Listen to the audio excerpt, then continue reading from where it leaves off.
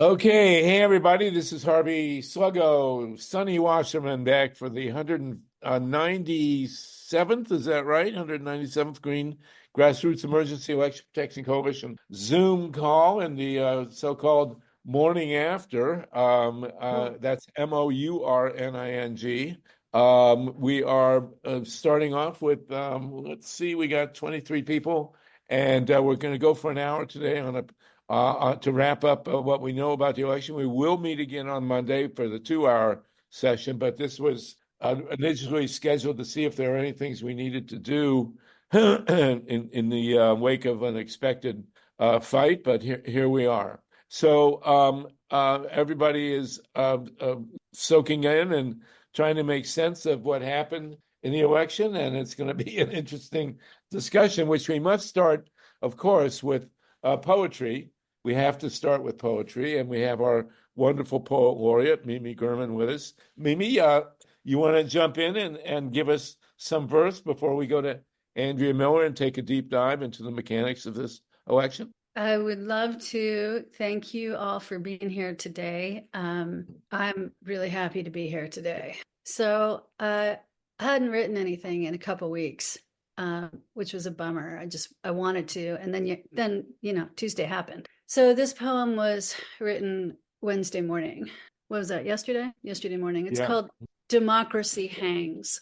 The weight of democracy hangs heavy like new mountain snow on the bow. Hear the cries of the coyote, alone. It howls deep in night's canyon. Ravens pin their dark wings to the horizon, the fawn of dawn, forever lost in the stormy sea of yesterday. And the night of the election, I had this poem in my head. So this is the second of the three. It's called When Democracy Died.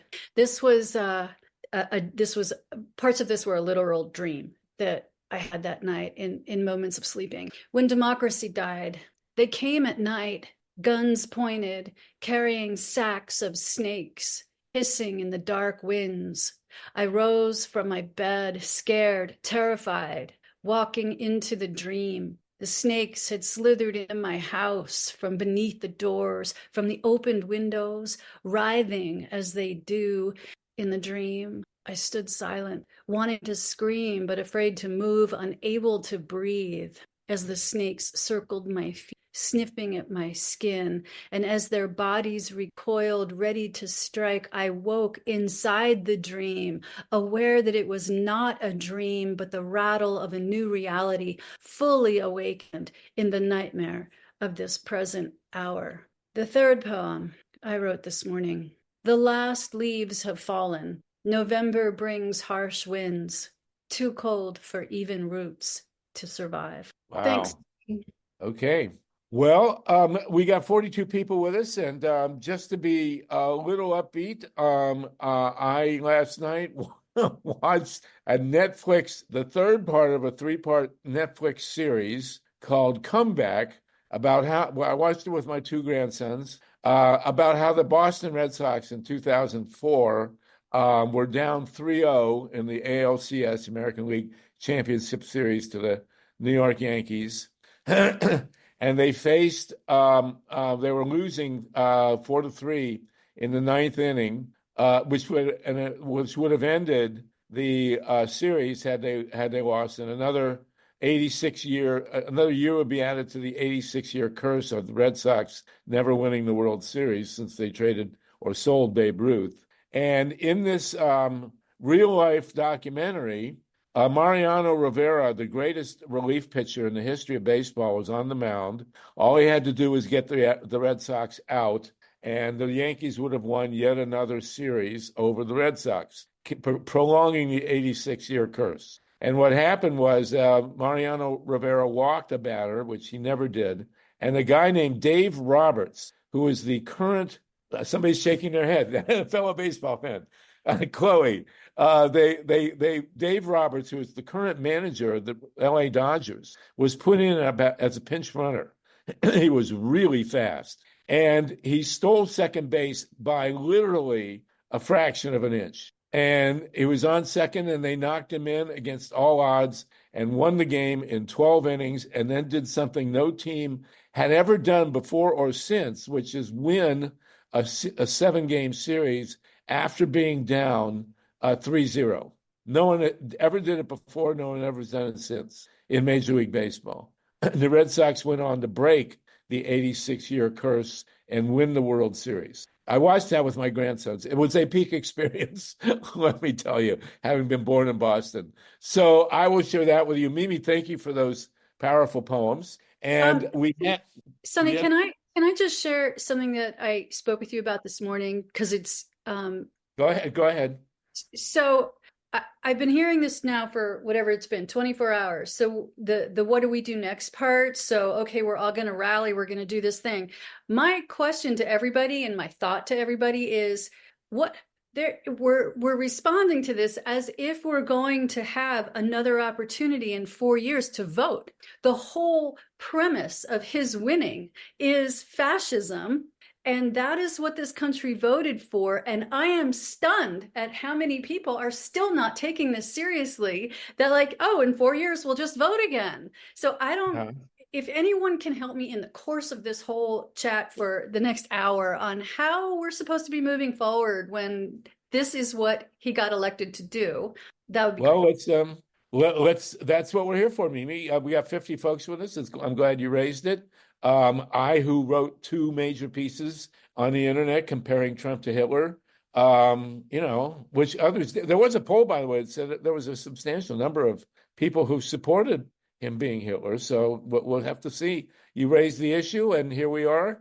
Andrea Miller, you started the morning upbeat or the afternoon, and you are always an upbeat person and very powerful at that. So, among other things, you said in the intro that we won in Alabama. So let's Yes. hear it. All right. Well, we did have some wins. We had some major disappointments, but we had some wins in Alabama in the second congressional district. We actually won that race. We won in Virginia. Virginia is now the only southern state that voted for Harris. We voted for our US senator, and we are still 6-5 in the US House. This gives me the ability to look at what we did in those 2 elections and go, why did those elections go differently than elections in some other states? And we get back to something I've been talking about for a very, very, very long time, and that is democracy centers. We have 6 democracy centers in Virginia that engage with voters year round, and they did turnout. Now, do we need to improve the turnout? Yes, we do.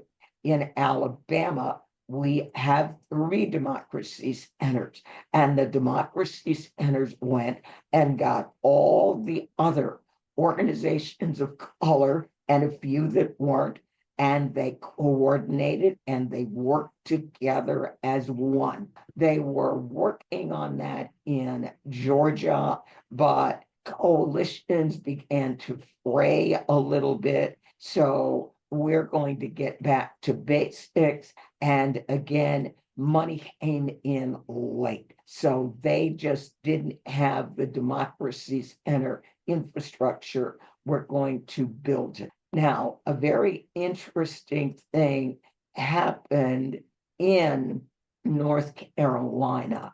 And what I'm going to do is share my screen.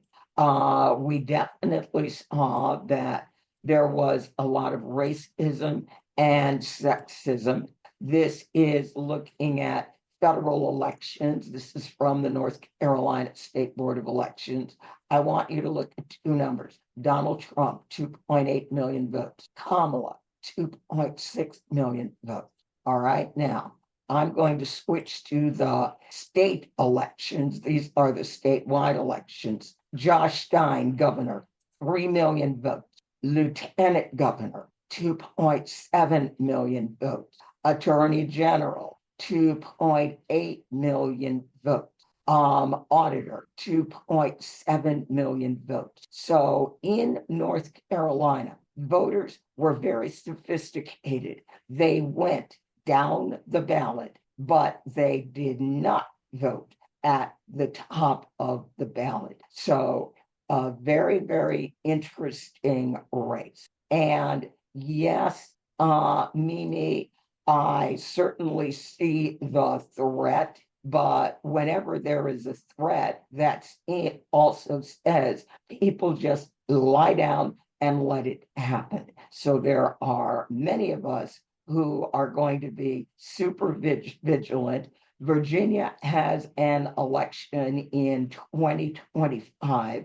We are already preparing for the Virginia statewide election. We've got governor, lieutenant governor, attorney general, the entire Virginia State House, a third of our Senate, and Georgia has municipal elections. It takes time to take institutions apart. And this is also assuming that there is going to be no fight back. There will be fight back, and it will take them a moment. So we're going to have elections in Virginia in 2025. There will be a midterm election in 2026, and we will be voting in 2028. Thanks, guys. Well, thank you. I noticed one of the down ballot races that you pointed out in North Carolina where white candidates won was a woman. Yes. So a white woman Democrat won a down ballot race Yes. in North Carolina? Yes. Yes. A white woman candidate running for a state office got more votes than a Black Democratic candidate running for governor. So racism, sexism were on full display in North Carolina. So Well, it is very interesting. I They're mean, more racist than sexist. as a historian looking at an overview, the first question you would ask about this election is, was America ready to elect a woman of color? That would be the first obvious question. Forget about Donald Trump or Kamala Harris. Was this a demographic that the people of the United States were ready to accept? We've had two consecutive female candidates. Well, Hillary Clinton won by 3 million votes. So, Yes, she won the popular vote. right. Harris did not win the popular vote. Another very interesting metric, the state of Florida had an abortion amendment on the ballot. The abortion amendment got 57% of the vote, not enough to pass, but still 57% of the vote is enough to win the election. Harris got nowhere near 57% of the vote in Florida. Missouri also passed an abortion ballot amendment. So people supported the notion of keeping abortion safe and legal, but they were not supporting the notion of electing a Black woman to do it. Well, it's interesting. The number 57, by the way, seems to be the standard number. We had 3 referenda or 4 in Ohio on abortion and on gerrymandering. And in every case, the winning margin was 57%. I don't know what it is about the number 57, but that seems to be extant. So, Mimi, the question that is posed here, and Sandy Bozenius and then Mila and Tatanka, we'll get to all of you. We got 55 people, almost 57. Actually, we get 57, a fair number on this call as well. And of course, I guess there's one for each variety of Heinz pickles. But nonetheless, there is a consistency here. And the question is, will Trump have enough momentum? He's going to control the Senate and the Supreme Court. The House is still up for grabs to dismantle the institutions to sufficiently to prevent more elections from happening. And, we'll see. And of course, reading Bernie Sanders' critique of the election, you have to wonder if he had been the nominee in 2016. Yep. Exactly. We'd be in another world. And Yes. people yell and scream at the Democratic Party. The question is, how many of the people running the Democratic Party are actually Democrats, as opposed to agents of various nefarious satanic. They're corporatists. They're corporatists. Right. And there you go. So, okay. Sandy Bozenius, did you take your hand down? Did you want to? No, I want to talk. Okay, you went and put on a shawl, so you must be cold. Go ahead. Okay. Let me turn off my phone I had And here. then Mimi, Tatanka, and Dorothy Wright. Glad to have you back with us, Dorothy. Go ahead. Okay. I have a plan. I don't think we can wait until, like somebody said earlier, that if, there may not be another election, maybe in another year or 2 years, but not another presidential election. That scares the heck out of me. I see Trump getting in office. We are in Germany 1932. I don't see any way that that's not going to happen the way this project 2025. So I think we need to act. We need to act really quickly.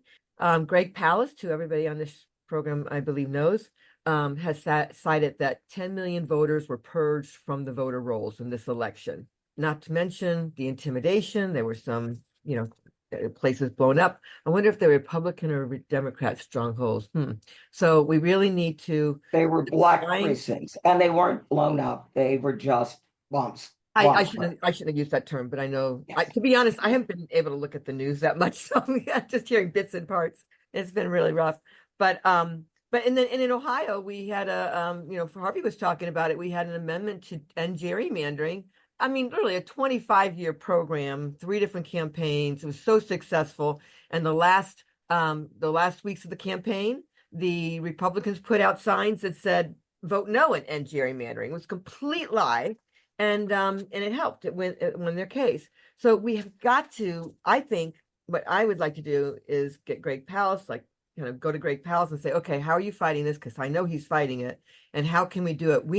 While we still have the courts, while we still have some of the courts, while we have the presidency, the Senate, I think we have really got to hit hard on this. I just don't see how we can let Trump back into office. Once that he's got the military, he's got the police, he's got the courts anyway. I mean, dissension is going to be completely outlawed as far as I see it. I hope someone else sees it differently. But we know how this played out in Germany and in Italy. So it scares the heck out of me. So that's what I'm suggesting. And part of this plan is not just go to Greg Palast and say, how can we help you? But like Mark Elias, because everybody's saying, oh, yeah, we're going to keep fighting. But when? After Trump's in office, how are we going to fight then? I mean, seriously, how's that going to go? He'll just send the police after anybody who fights him. And I'd also like to promote this idea of everybody contacting Jimmy Kimmel and what's the other guy? My good guy. Colbert. Colbert, thank you. And say, put him on your show. And I know I've been writing every group I can today, trying to spread this idea. I guess I haven't really thought about it outside my own head. So what do you guys think of that? Well, let's keep going. Thank you, Sandy. You're in Columbus, Ohio, the belly of the beast. Mila, and then Tatanka, and then Dorothy. Mila? Thanks. I have a question. I think that the results of this election can be explained by all of the shenanigans, dirty tricks, suppression. It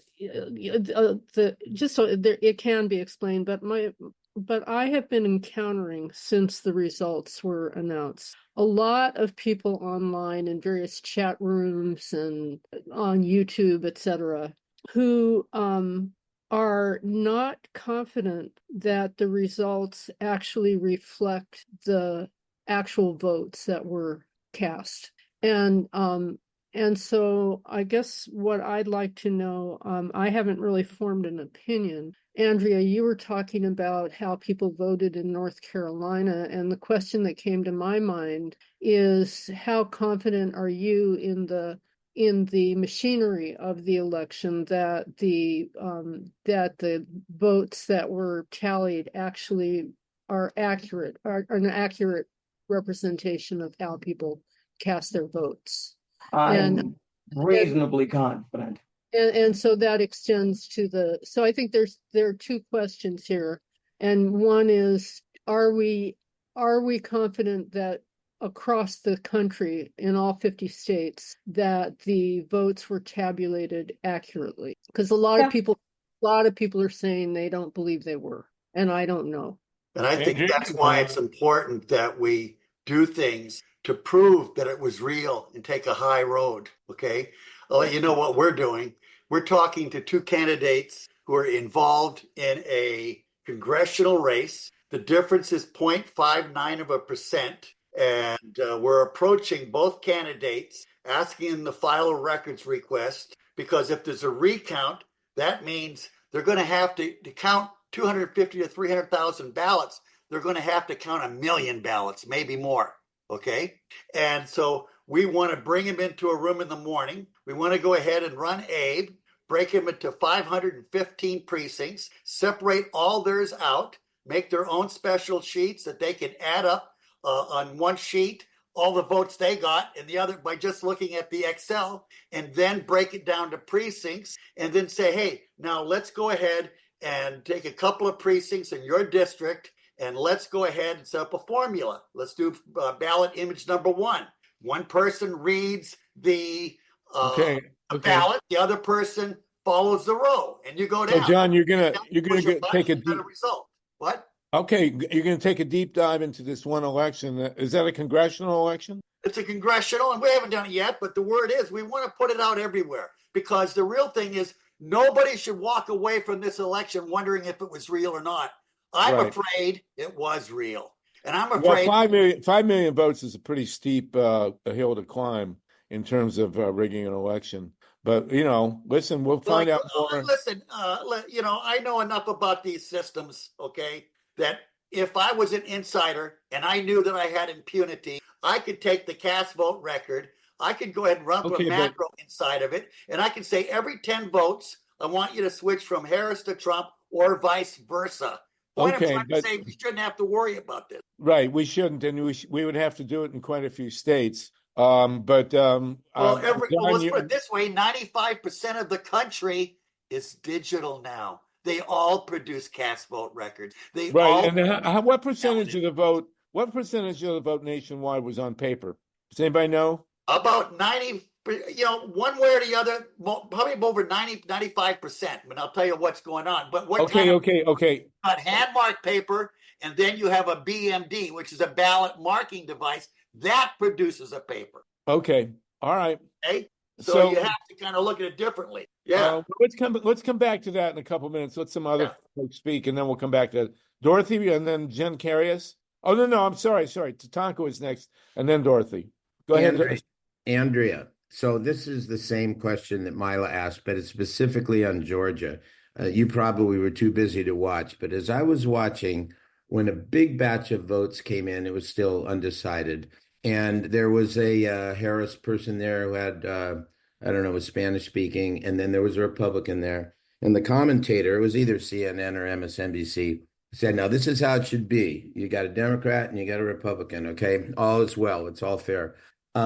But they said, okay, we got our batch, and now it goes into the board or the committee, whatever it is, right? And they validate. Now, the picture I had, now this is my mind going, okay? I'm not saying it's true, but the picture I had with Rafflesberger not there and with a total MAGA group, they're on the phone with Trump and they're planning, when they're going to do Georgia, and they're taking care of the votes. Is there a recount similar to what John says that we can actually verify it in Georgia down to the, out to every precinct? I have no idea. I'm only familiar with the election equipment and the actual counting procedures in Virginia.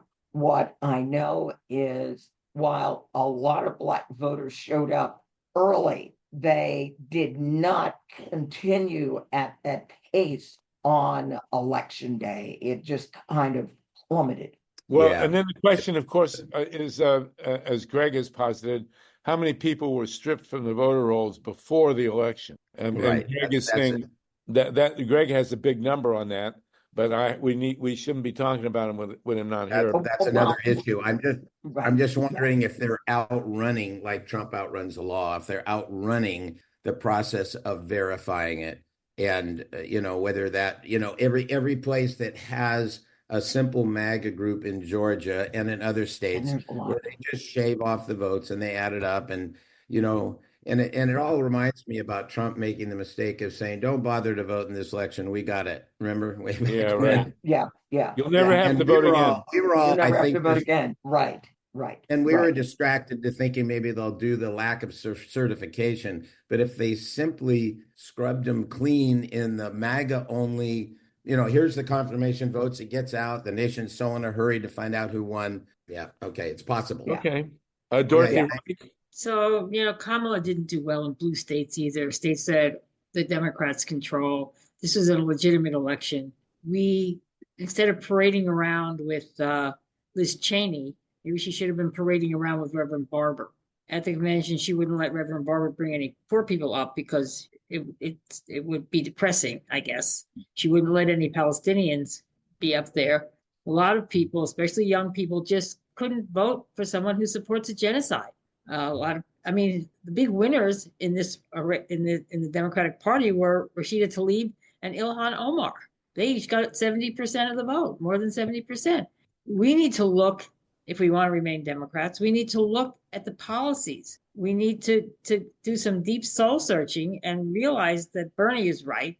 The reason that I think that they didn't want Bernie to be running is there's something called a capital strike. Workers can strike and bankers can strike also. So if you get them angry enough, they start withholding loans, they start withholding funding, and then the whole country collapses. So that's the threat that they hold over the Democratic Party and the Republican Party. Do as we say. This whole country is really controlled by billionaires, and until we can figure out how to strip them of their control, then I don't know. It may be too late. We're going to see this kind of thing going on. It's terrifying. But you can, if you think that this just happened all of a sudden, you need to listen to David Sirota and listen to the Master Plan podcast, all 11 episodes of it. They've been planning this for many, many years, and they finally won. I don't see in Project 25 that they're going to cancel elections. I don't believe that's part of the grand plan. Trump may say that, but that's not what they're planning to do. I was just on a call. I'm home because of the wind, and the fires, so they shut my road, and I thought, I could get out, but I thought, well, it's a good excuse to take a couple of days off work. And I'm pretty stressed out over the election. But I got a phone call. So I've been involved with Public Citizen for so long, it came on my landline. And I think that they are going to be a really good resource. They're starting to get together to have some lawsuits right now. And I think that maybe we should try to get somebody from Public Citizen to come talk to us. I'm going to ask Alan to get someone from Public Citizen to get on the PDA call. But I think they're a really good resource. Mark Elias was a wonderful resource as an attorney, but turns out we didn't need him because we lost this thing fair and square. Yes. Kamala really was way behind. And another thing that occurs to me is that these referenda on abortion are wonderful for the women in these states because they can save themselves from, maybe dying in childbirth. But because these Republican women saw that they could vote for the referendum, then they didn't have to vote for Kamala. They just voted to make abortion legal in their state, and then they went on and voted for Trump. So, there's two sides to everything. But I don't know. So those are my thoughts today. I'm pretty depressed. Well, keep with us. Keep with us. I want to welcome Wendy Hauk, a friend of mine from the Actors Gang. She's got a play going I have to say, first of all, I was very happy to see Andrea keep nodding her head. That means a lot to me, Andrea. Yes. Andrea, a head nod from you is worth a speech from anybody else. And anyway, Wendy's got a play in LA over the weekend, Frankenstein's festival, right? And Wendy, it's great to have you with us. Dave Altman's with us from New York, our great Middle East expert, and my buddy from University of Michigan. Jen Carius, what do you got? Jen, are you unmuted? Yes. Yeah, hi. Thanks for 60 people having. with us. Thank you for holding the meeting. It's a question. If people worked as voter protection, they might know this. I was in Pennsylvania doing that. Did anyone actually experience voters who were turned away or had to cast provisional? How much did they see this at the polling place themselves? I saw it, and I saw a couple other confusing things happen, but it was about 3% of the vote count. And where I was, Harris lost by 3.5% and Casey lost by 2%. So that number of provisional ballots, meaning, they weren't counted in the calling of the race for Pennsylvania, of course. That's right around 3%. If you do that across the swing state, you change the outcome. So did anyone actually see that at their polling place? Because I'd like to get a little data. If folks do know folks, I'd be happy to collect some data on that. Where were you, Jen? Matthew I Montiel. was in Allegheny County, which is where a lot of the Democratic votes in Pennsylvania come from. Notably, the voter turnout among Democrats was very low. I know there were suppression efforts by media to get folks to think it was all the same and, consequently not vote. But on the other hand, it was quite low and a very energetic race. So I'm asking for people who have gone to the point, have seen as poll workers in or as voter protection poll watchers. Have you seen it? Have you seen the people show up and they were registered in that polling place, but their name was not to be found in the poll book or wherever you sign in on an actual book to vote? Because those people could have been sent somewhere else, not knowing whether they actually voted in the end. And they could have been asked to cast a provisional, even though that was their polling place. I saw that happen. I heard that was happening before I arrived. That's the question. Anyone else have that? Thank you.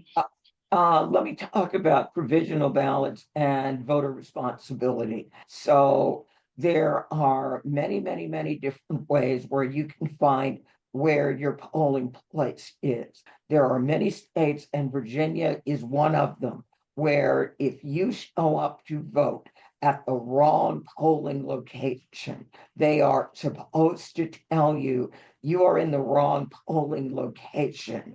If you want to vote here, theoretically, we'll give you a provisional ballot to make you feel good. We ain't counting it. That is just the way that it works. Any state that does same day registration, if you register and vote on the same day, you are given a provisional ballot. Many states, and again, Virginia included, if you are given a provisional ballot because you did not present ID, in Virginia, they're very generous. You have until noon on Friday to show up and clear that provisional ballot.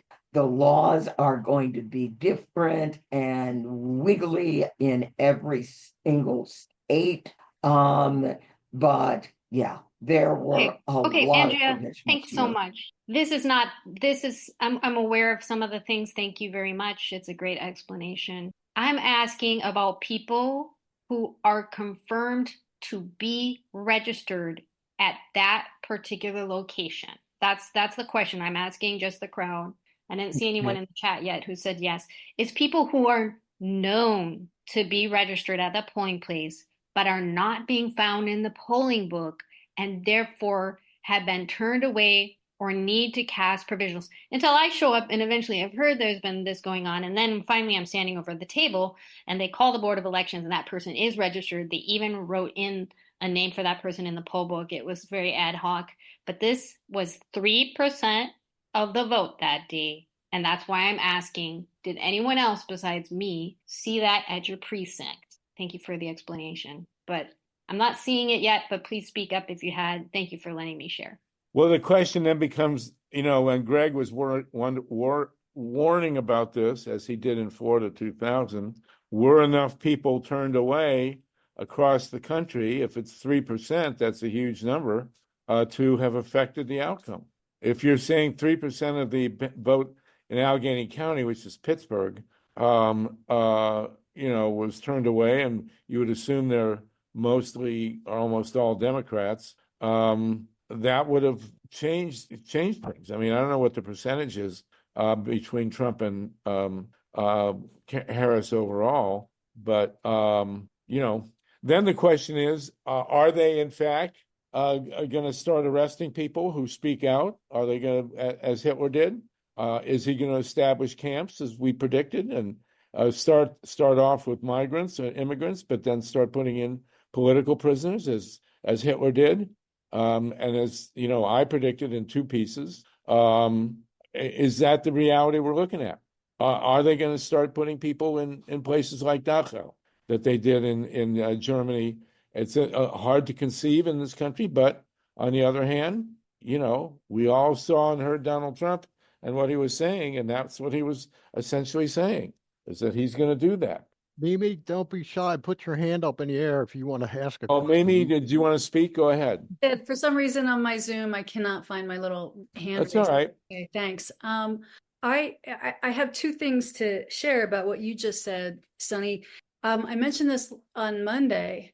I was part of Antifa in Portland, fighting back against the Proud Boys who were coming into our streets back in 2015 to try out how this is going to go, because they knew Trump was already talking about what he wanted to do way back when. And they tried it out. They were very successful in Portland. We were also, as Antifa, successful in derailing a lot of the damage that they could have done to human damage. I'm not talking about like storefronts. And then, of course, they went to Charlottesville and killed Heather Heyer. And those were the initial battles to see how far they could get. And here we are, which is why I ask, it's true. If we don't take care of a lot of this stuff before Biden is gone, to me, there is no room for any of this. And I totally hear what you're saying, Andrea, about upcoming elections. And that is assuming that Trump isn't going to nix all elections. I mean, I don't know that. I know that my family originally had to deal with the pogroms. I know that in 2015 through 17, we had to deal with the Proud Boys in Portland, and then, so on in Virginia and in Nashville just a few months ago. They were doing Nazi parades down the streets in Nashville. Yesterday at Texas U, there are men protesting in the streets with signs that say women are our property, and it's happening now. So I have to say too, Andrea, when you were talking about, oh yeah, right, there's a vote in 2 years or next year, whatever, that actually made me feel good. But my mindset is that where democracy works, and their mindset is we will not allow democracy to work. That's not the corporate mindset. That doesn't help the corporation. So there's going to be elections. They may be rigged and fixed, but there will be something like an election. We are a consumer country. The corporations want us to consume. They understand there must be at least an appearance of democracy. Elections aren't going in. So the question is, will the elections even approach any reality? That really is the question. Does the Democratic Party, do they bite at all that corporate money like they have in the past? And again, throw the voters under the bus. We want our money. I mean, I had a U.S. House race in Virginia, $30 million, one U.S. House. That's ridiculous. Well, we have Greg Coleridge on the call, who's worked on Citizens United all these years, and then Mike Hirsch has a hand. But we certainly haven't made any since and before Citizens United, there was Buckley and Vallejo, Buckley and Bellotti, and that was all Lewis Powell, the court justice who came on the court from the Chamber of Commerce, who had written a memo in 1971, basically saying to corporations to take over America. And then he was a Virginian, and he gets on the court and has these decisions. And then in comes, I don't know if he was still around for Citizens United, Lewis Powell. He may have retired by then, but now we have a country where legally the corporations run the show, and elections are for show. I mean, the Democratic Party has produced precisely one major national figure to speak for the people, and that's been Bernie. And they've shut him out. So let's keep. Okay, Mike Hirsch, and then John Steiner, and then Alex Williams. Mike, go ahead, John, and I'll go after you. All right. Andrea, I want to pick up on what you just said. Mimi Kennedy said something. We can't really think about any force as long as we have citizens. However, from the seat and how you're holding the possible major going up in the next, obvious the party in charge, the Democrats. There's two issues, John. Number one, ballot access. If it's just like congressional or even US Senate, that's not that big a deal. So you've got ballot access. You then have voter file infrastructure and the people who know how to run it. What we've sort of done here in Virginia is we have sort of supplanted the party, meaning that if there is a very good candidate and we want that candidate on the ballot, we will come in the primary and basically run the infrastructure to get them elected, because the ballot access isn't really an issue. It's very, very small. When you get to bigger races, what has stopped many other organizations in the past, the Green Party and various other iterations, it's been access to the voter file, access to enough people to meaningfully be able to do turnout, to do the mechanics of physically electing somebody. So, Andrea, from that perspective, Virginia, see that model? That's also what we did in Alabama. And beyond those two states, and I guess what that would lead to. It would work in Georgia and it would work in North Carolina. They are both bigger than Virginia, so we would need a lot more democracy centers to have people work. Now, we work as a C3. What that does is that allows faith people to come in and work with us. So with 5 national faith partners, that gives us 85,000 volunteers. Is that enough to win a presidential election? No, but it can really help even at the congressional and the US Senate level. So I think this is an offline, which I'd like to have with you who want to. Who else out there, people power, that you're not where could, who share this? Yes. And again, we're holding a meeting next week. The young man that we worked with in North Carolina, Ray and Richard, my Democracy Center leaders in Virginia and Alabama. We are all going to come together. What did we do that worked amazingly well in these 2 states? And I'm just putting back into chat a conversation that's going to happen in a couple of hours with the Election Response Center, Working Families Party, Move On, et cetera. I don't know if you have to make that, but I think these are the kinds of organization. Know what my guess is could be very important. I will be on that call. Good, John. That's a good connection. We appreciate that. I think Mike Fox is still with us. Mike is from PDA, and of course we have Mike Hirsch who's had his hand. Mike Hirsch, you want to jump in now? Are you unmuted? Yeah. Go ahead. I want to say I appreciate everybody who's expressed faith in the election that we just had, and faith in that we'll have meaningful elections moving forward. I do not completely share that faith, but I don't have enough evidence to present at this point. However, I do want to present a cautionary tale. A good friend of mine grew up in Brazil. She and her mother moved there as immigrants. And when they arrived, Brazil was a thriving democracy. A few years after they arrived, a military junta took over the government. And they had a show of elections, but the real power was with the generals who were running the country. And she talked about the pervasive anxiety, and everyone knew of people who spoke out and disappeared.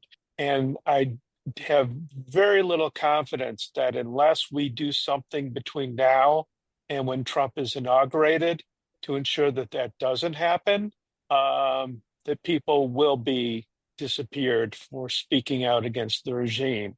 And it's I just keep flashing back. Mimi mentioned the parallels to Germany, and the Nazis rose to power decrying, licentiousness and perversion and things like that, and the poisoning of German blood. And these are themes that Trump and his supporters have been campaigning on.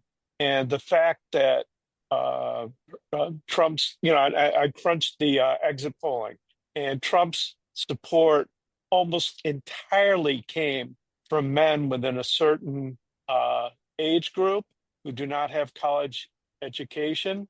And also, there were some women who don't have a college education who were also supportive of Trump.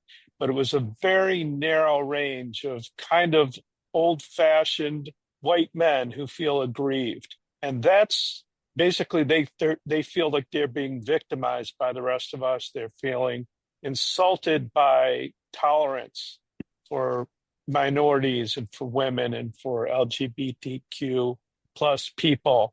And this is their striking back. And I don't see any restraint after Inauguration Day. And I'm hoping that we can focus on what we can do between now and then to ensure that unbridled violence, intimidation, and misuse of state power to suppress dissent doesn't make subsequent elections meaningless. Okay. Well, of course, a lot of the pundits are blaming wokeness on for Trump, and that's very much in line with the Hitler attack on the equivalent of wokeness in Germany at the time. Alex Williams and then Dorothy again. Alex, are you unmuted? Yeah, go ahead, Alex. Hey, yeah, I'm glad to see people are working and doing things, and I congratulate Miss Miller for what she's doing in Virginia. I think though, what the last caller said, this is the last best hope we have is hanging on to the House. That's still up in the air.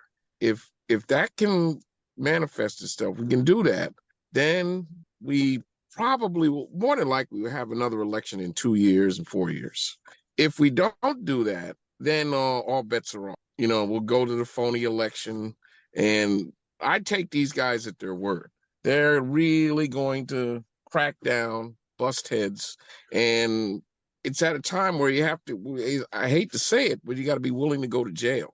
You got to be willing to be locked up, or maybe some of our family members end up disappearing, because I also think that the progressive side is not going to sit around.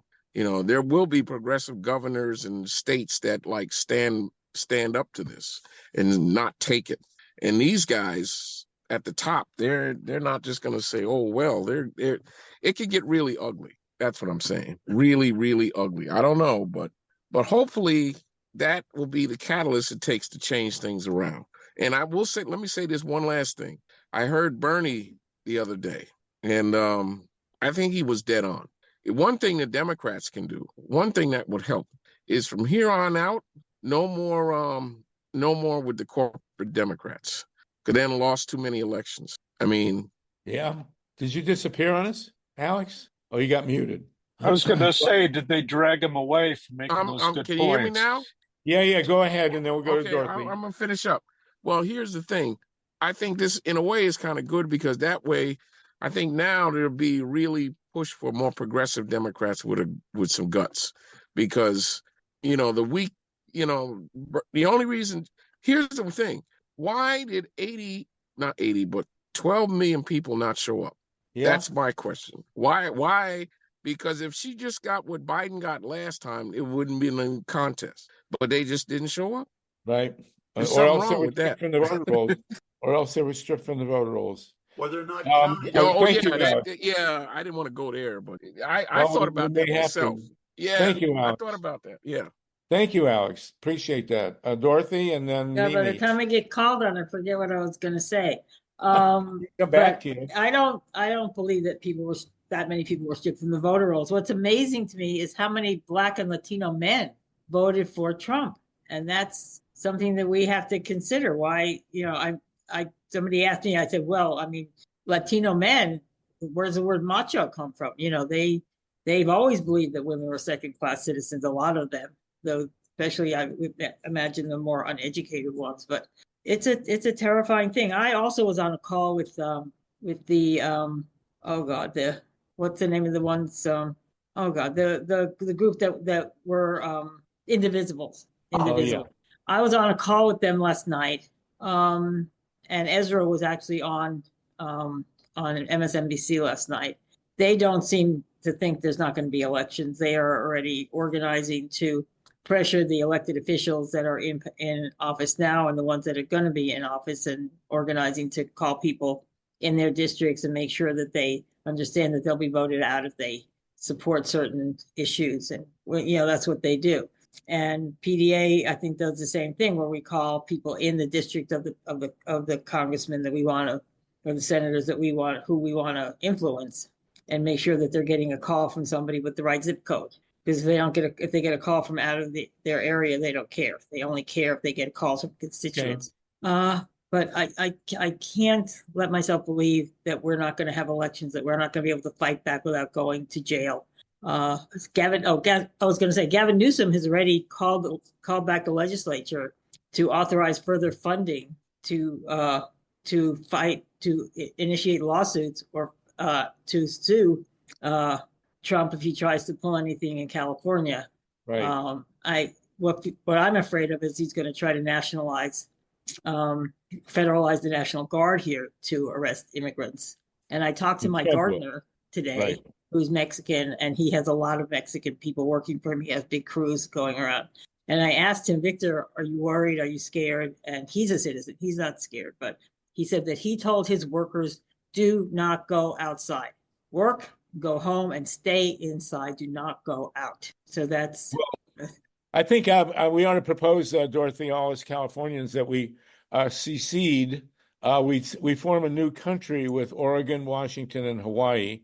We'll call it Ecotopia, and I'm all ready for that. So we'll see. There was a Calexit. Unfortunately, it was started by some guy in Moscow.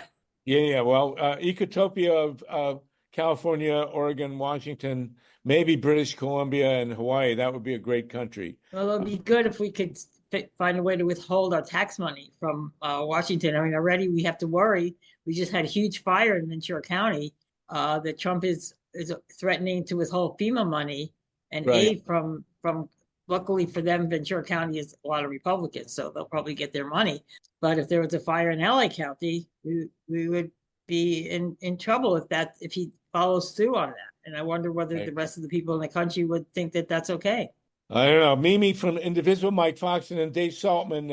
I got your note. Your hand's not up, but we will call on you after. Mike, obviously, we're going to go past the top of the hour, but we'll keep talking as long as people want. Mimi, go ahead. Mimi, S, she, her, Indivisible.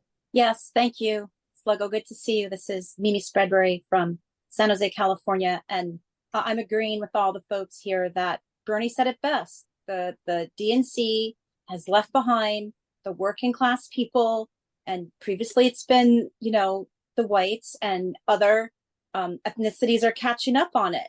And with most people living paycheck to paycheck, it is over 50%. I think it's 60%. Someone jump in if they know what that is. It just was really tone deaf. And then I believe a lot of people did not want to vote for genocide as well. So something needs to be, something needs to be done about the corporate Democrats, as somebody was saying, that, how many lessons do they have to learn or take? And I guess they're not taking them. Thank you so much, Sluggo.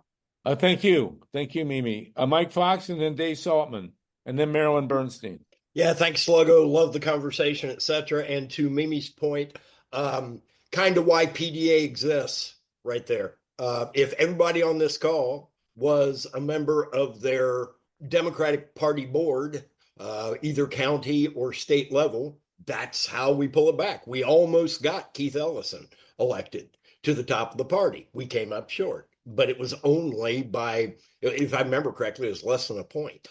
We have the power to make that happen. It just requires doing. And in that vein, I can tell you, along with all the issues that we've talked about here, why we lost, without getting into any of the, underhanded, dark, did the machine change anything kinds of theories. And that's how I got here, gang, was through the vote verification movement back in early 2000s. So I hear you and I'm with you. But I can tell you exactly why we not only got thumped at the presidential level, but likewise lost our county commission advantage. We just got crushed in Pinellas County. Why? We didn't hit a single voter contact goal, not one.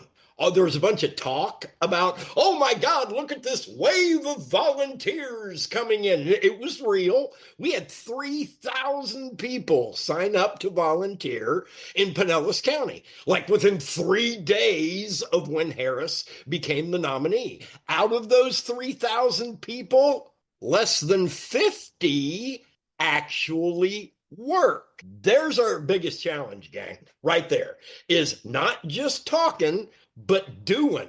And I share my sister who's with Antifa's fears about what if we don't have an election, et cetera, et cetera. I hear you, sister. But right this second, we are curing ballots in Nevada to ensure that we hold that Senate seat. I'll toss the link in again. I've tossed it in 4 times in this call. Haven't got a single sign up, just candidly. Haven't got one out of a room of 70 people. So that's what we need to keep in mind, gang. There are a lot of really bright people on this call. There are people on this call that are brighter than me. However, that's not possible. There are. And I'm halfway to my PhD in political science, taught at 3 universities. I'll take my resume from a book learning standpoint. But it just comes down to cutting wood and carrying water, gang.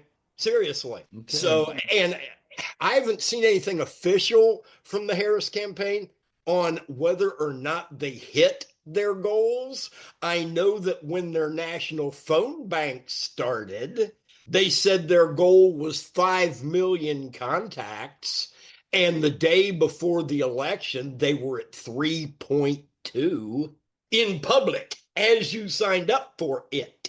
So, So there you go, gang. Sweat, bottom line. And I'll toss the link in one more time. Ask folks to sign up, and I got to get on the phone to Nevada. Y'all rock. Thank you. Thank you, Mike Fox. Dave Saltman? Harvey, it's all your fault because you didn't go on Joe Rogan's thing. Yeah, I thought it was Rogaine, but I got plenty of hair, so I didn't think I needed it. Well, I have just 4 little talking points based on well, I won't even tell you what they're based on. Number 1, my niece, Sarah, 28 years old, as woke as could possibly be, brilliant and very political. She comes from my political family. She was very angry at us progressives because she felt that we really let down the working class, and that the Democratic Party specifically let down the working class. So I know that Bernie is agreeing with that today. I just passed that on from the 28-year-olds who apparently were the decisive factor in this election. That's not point number 1. All of these we could talk about forever. Point number 2, I don't know if you saw this, just a couple hours ago, the German government failed. The government fell. Yeah. There is a huge international realignment happening as we speak. I don't know where it's going to go. Number 3, I'm sorry that my friend brought up Brazil because, as you know, I've spent a lot of time in Brazil. In Brazil, when they finally found a good presidential candidate, I'm talking about Tancredo Neves, if you guys are familiar with the Brazilian mishmash of politics. He was elected after tremendous, leftish and middle road and just not military, not the junta politicking. And he mysteriously had a little heart attack just on Inauguration Day and died on the operating table. That can happen. It is nasty. Number 4, I know Harvey knows this, but I was deeply, if you remember the PBS series, The Power Game with Hedrick Smith, I was the producer of the series. And I interviewed I interviewed virtually everybody in Washington, from the president of the United States in the Oval Office down to the guy that shined the shoes in the Capitol cloakroom, and almost every congressman, senator, and so on. And what I heard from every last one of those people, except for Ronald Reagan, who had no idea what he was talking about. Money, it's all about money. So we can't get away from, I don't think, at least in the current climate, we can't get away from it. We have to deal with that and do better with that. We can't be afraid of money like left wingers, at least since the 60s, have always been. I don't have any brilliant investment ideas, but probably Camilla Reese and John Steiner do. So it's Well, all the bottom, we don't know actually how much money Elon Musk put in and where he spent it. And no. his ownership of Twitter, really Not was only he something is we couldn't account for. capable of buying a controlling interest in Donald Trump's DJT, his New York Stock Exchange entry, which would mean that he would directly profit. He and Trump would be business partners as well as government partners. The thing is, I mean, I can't tell you the degree to which it stinks. I do have one positive thing to say, or I hope it's positive. We do have one really good asset, or could become a really good asset, and that is the Pacifica Network. What I'm really worried about as a professional journalist all my life is, the end of journalism, because it's already happening. But the Pacifica Network could be a haven. It would have to change radically, as you all know. Anyway, I just want to throw it out there. I wish I had the solution. Yeah, well, none of the dialogue that I've been reading really accounts for the factor of a very focused, high-tech billionaire willing to spend any amount of money to put Trump in. And their guy is really Vance. I mean, he's the tech guy. The question then is how long are they going to let Trump be the front man? I mean, one thing we need to consider is the high likelihood that J.D. Vance will become president. No question about it. And talk about money and influence, that's it. All right, David. Well, thank you. David is quite learned, by the way, and knows wherever he speaks. You did interview Ronald Reagan in the White House. Is that correct? I was the only journalist, I believe, until today, am still the only journalist ever to interview a sitting president in the Oval Office. It's very rare. One of the reasons was they didn't think that our audio was working, but it was. And we also interviewed Nancy Reagan, who was an amazing interviewee, because she's the only person I've interviewed thousands and thousands. She's the only person I've ever interviewed who, before we started, she presented me a card with her lighting instructions, which include two little eye lights that had to go right underneath the lower lashes. I never got. Well, I still contend that Nancy Reagan was actually one of our best presidents. Well, she was definitely running things, because Ronnie was not. She definitely ran the country after 1985, and she's the one who ended the Cold War. She was also pro-choice, and she was, I would say, she's far better than at least half the presidents of the United States, including the other woman, Edith Wilson, who was horrible. But there you go. I was going to suggest Barbara Bush, who I also. God no. A witch. Okay. Thank you, David Saltman. You are a great resource, and go blue. Marilyn Bernstein again, then Mike first, and then Mike Hirsch again. Go ahead, Marilyn. You think I want Massachusetts in your new country? Oh, well, New England should have its own country. Actually, I was thinking about that. You could actually include Virginia now. But I did have an interview, I don't know, 20 years ago with Ernest Callenbach, who wrote the book, and it's on video somewhere, who wrote the book Ecotopia, which posited, California, Oregon, and Washington being a country. And if we added Hawaii, what a great country that would be. So something to think about. We could. I wonder if we'd win a vote. Do you think we'd win a referendum in those four states to get a separate country? Dorothy's shaking her head. All right, let's do it. And God forbid we should have to rely on Gavin Newsom here in California, because he's so totally screwed us on Diablo Canyon, and he has completely wrecked the electric rate system. But that's another story.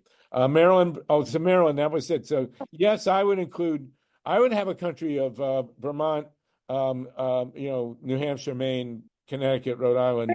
Oh, weird. I did have this come up, by the way. Anybody want a trivia question? What 4 states of the United States have been separate countries? We had this on our radio show with Mila yesterday. There are 4 states of the United States that have been separate countries. Texas was, right? Texas, although that was disputed yesterday. What are the other 3? Anybody know? All right, I won't keep you on. Tatanka? California was one. California and Texas were both, although the caller yesterday disputed that, said there was still territories of Mexico. But California and Texas technically have been separate countries. Does anybody know the other 2? Nobody. It's so obvious. Hawaii. Hawaii was a right. constitutional monarchy long before it unwillingly became part of the United States. And I bet you if we took a referendum now whether Hawaii should go back to being a separate country, I bet we'd win.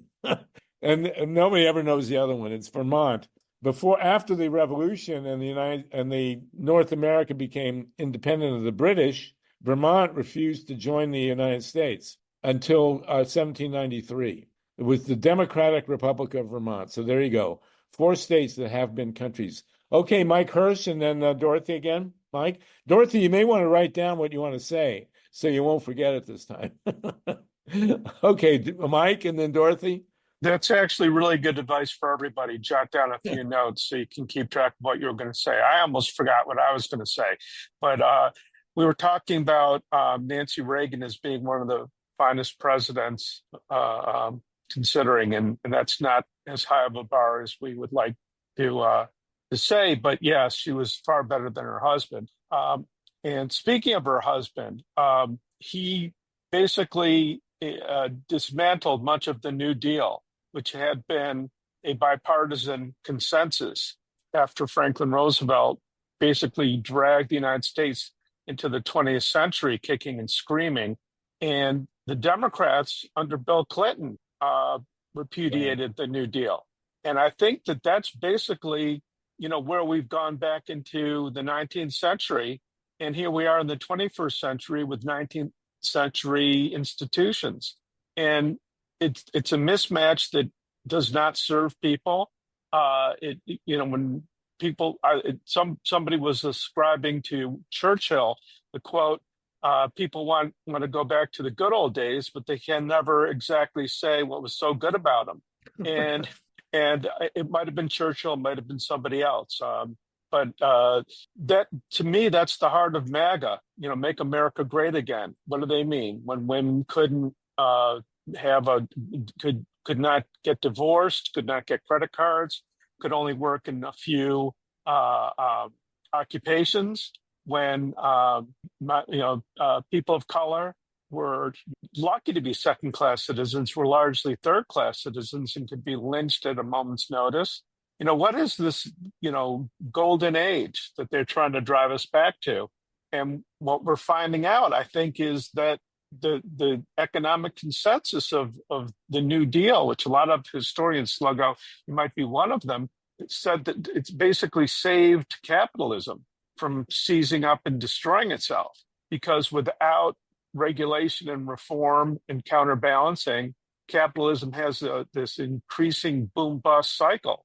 And that's what we've been seeing by backing away from the New Deal, Reagan and then Clinton, and presidents and policymakers since then have left hundreds of millions of our people furious, desperate, and upset.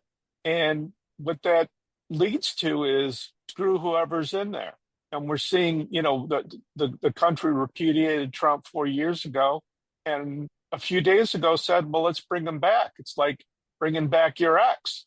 They were terrible for you, but you bring them back anyway.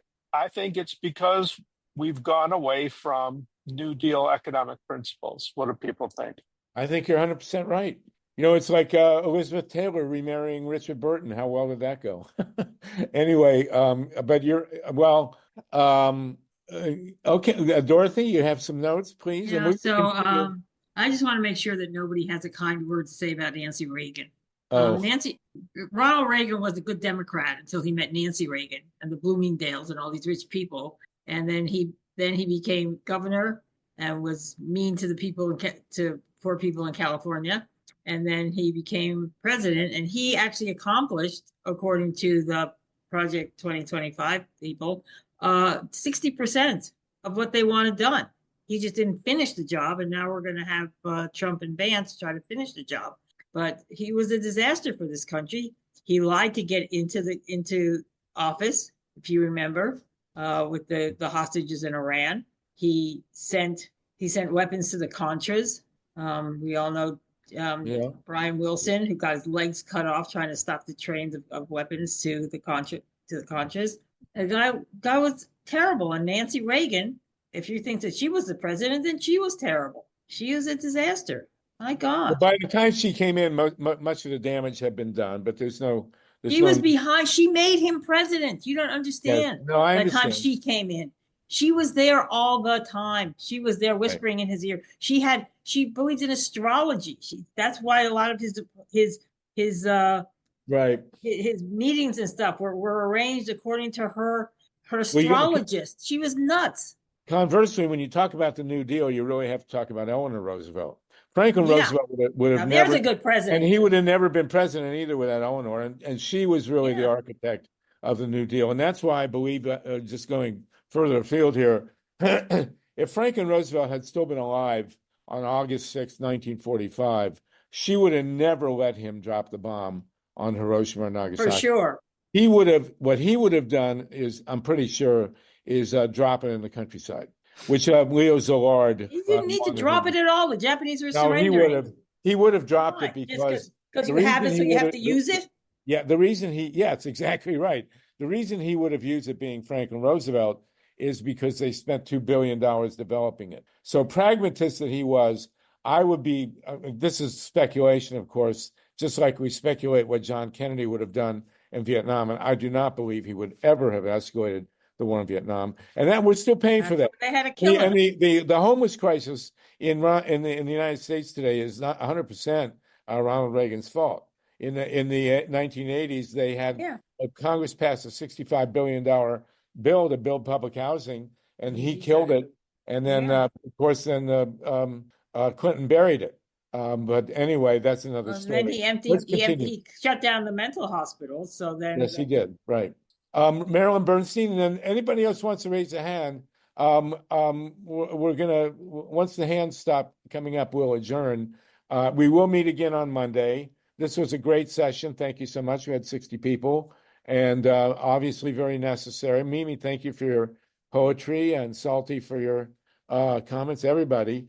Marilyn, did you want to say something, please? Just have that question. What was the figure that high figure for possible people purged from the voter rolls that we 10 heard? million. 10 million? Yeah.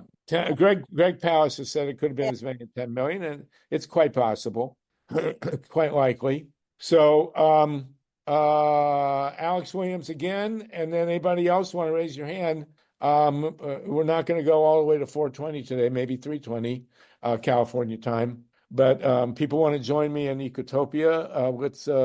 Let's CC. That would be wonderful to have a country like that. I'd like to see what the margins were: California, Oregon, Washington, and Hawaii for Harris as opposed to Trump. I think they all went blue in a big way, but Lucky, what do you who want?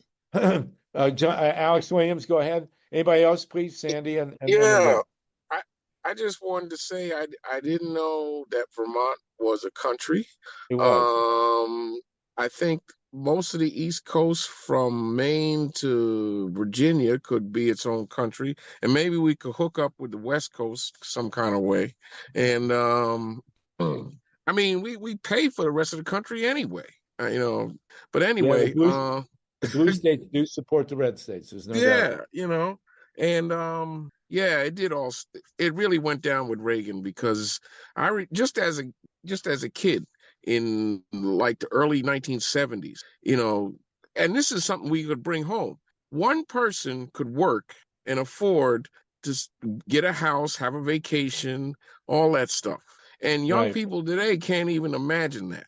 It just blows their mind And she didn't because speak to that. Kamala did not speak to no, that. no, no, no. That's the problem. That's the problem. Yeah, Right. and I didn't know. I know Reagan was a Democrat, but I didn't know when he met Nancy that was the beginning of the switch. It was, yes, it was. And he turned into a real horrible, horrible guy later on. I met him once in 1980. Boy, you looked at Ronald. I looked at Ronald Reagan. I knew immediately he was going to be president. And at the same time, I met H.W. Bush, who was Oh, right out of the country and club. Anyway, yeah. one But last you're right. thing. You're right. It was the economics and the Democrats, as Bernie has very clearly stated, and Bernie could have been president in 2016. We'd be living in a whole other world, a whole other. One last thing is the Washington. Watch the movie, two movies, Idiocracy and the Brainwashing of My Dad, Okay, Idiocracy and the because Brainwashing of My Dad. And the question we're going to have to. Idiocracy is a comedy. We're The living in question, it. thank you for, well, you wouldn't know, but thank you, Alex. The question is, are people from these calls going to start disappearing? That's the question, right? That'll be the defining moment. Mimi and then Sandy Bozenius. Anybody else raise your hand, please? Mimi from Indivisible, go ahead. Are you unmuted? No, you're not unmuted. Okay, there I go. Sorry, I think it was a Go kind ahead, of a go back ahead. and forth. Sorry about that. I wanted to tell you all that there was some really great news out of Maine. I believe it was Proposition 1, which puts limits on election money for certain super PACs, and it was the limit was $5,000. We just saw a slaughter with outside money, PG&E here in the Bay Area. So I wanted to tell everyone there was this great news. We need to do this nationwide. And then I said on a call with Tatanka last night, I'm rereading, oh no, Tatanka, I'm gonna forget his name. I'm reading George Lakey's book, his memoir on how to, Right. dance while you protest or protest joyfully, with forwards by Bill McKibben and Danny Ellsberg. So we just have to get ready to fight back and joyfully. Thank you so much. Thank you. And I think Salty really raised the key issue, which was money. I mean, they had unlimited money. Elon Musk alone could have bought the election 10 times over. So that may be at the core of what happened. Sandy and then Tatanka.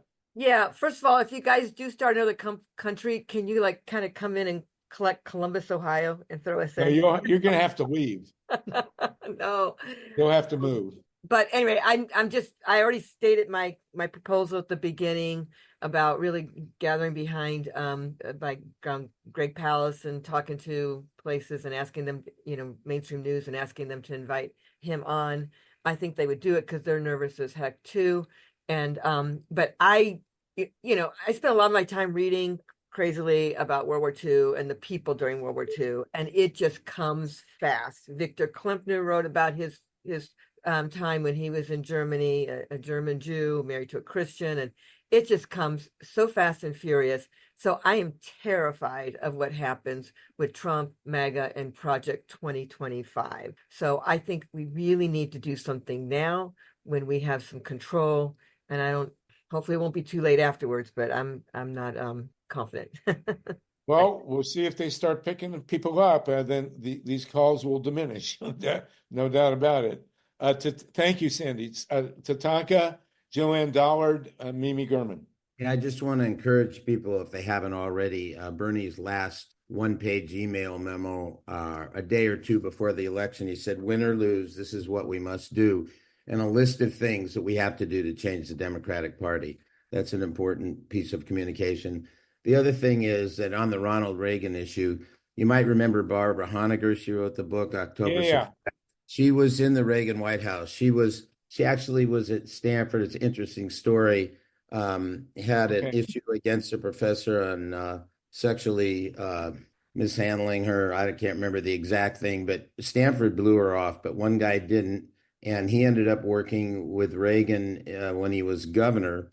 And when Reagan went to the White House, he took this woman, Barbara Honegger, with him.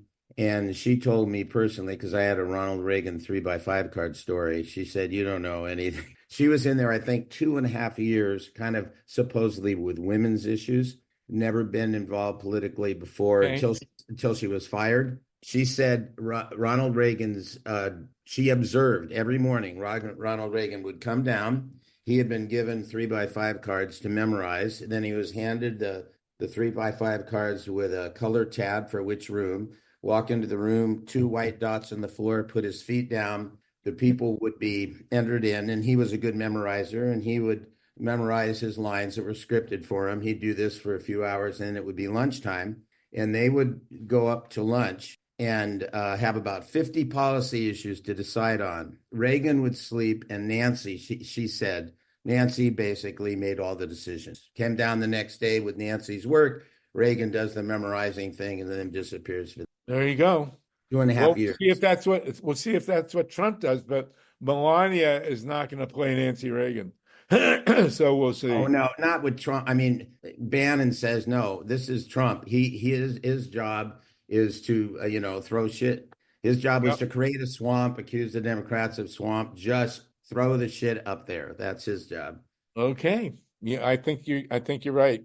Mimi, you started. You want to finish? Go ahead. I don't see anybody else's hands up. So Joanne Dollard may or may not wish to speak. It's I hard thought to... Joanne, did you speak? Joanne Doward? She did not. She had her hand up and then... No, I'm sorry. I haven't spoken yet. And I'm driving, which is why you can't see me. So, Well, you shouldn't be talking while you're driving. So make it real quick. well, I will make it quick. Please. I just wanted to say I'm a PDA member. I live in North Carolina. Really enjoy your meetings. And I just want to say that I really support Mike Fox's Okay. focus on water and getting out there. Okay. Joanne, if you can come join us. We can't understand you and you're driving, which is the one rule we have. So can you join us on Monday, please? Okay. You're frozen now anyway. Sure. You can't. Sorry.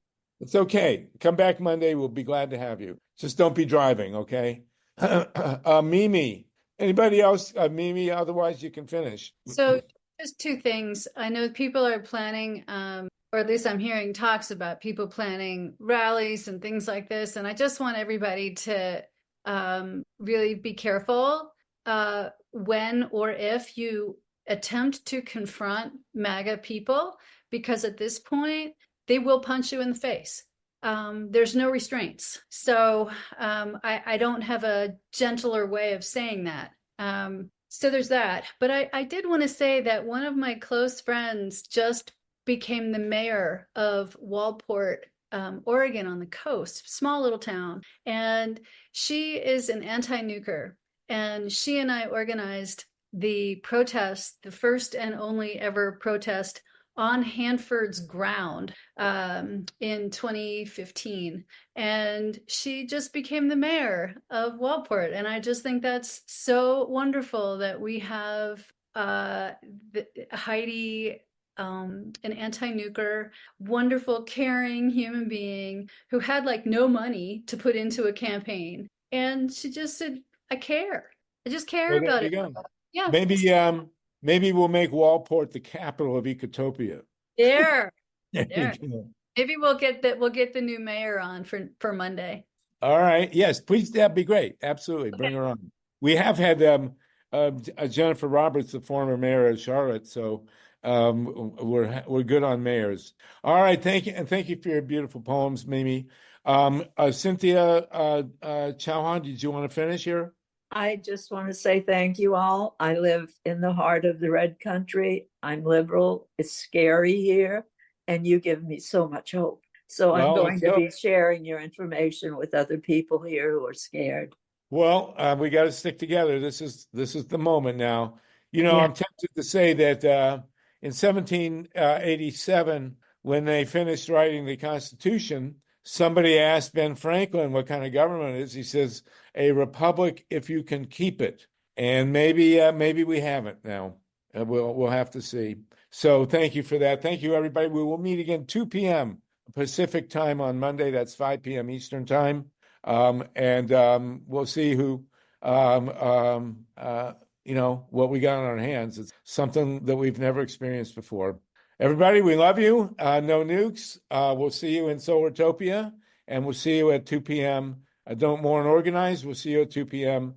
East Pacific time, 5 p.m. Eastern time on Monday. Same link. And Lindy Houck, I hope to see you play Saturday night. Take care, everybody. No nukes. See you in Solartopia. Bye.